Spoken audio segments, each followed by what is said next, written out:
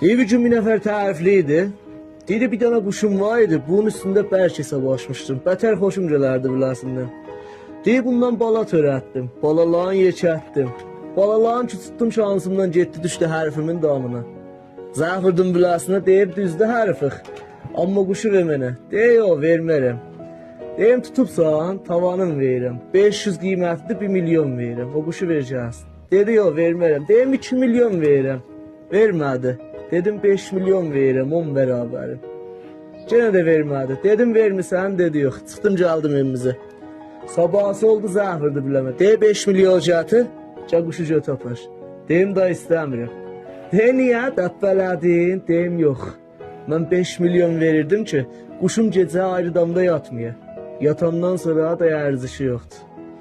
Bu da asla deməkdən mənzurum bu idi ki, bəzi işlərcə ittifaq düşməyə.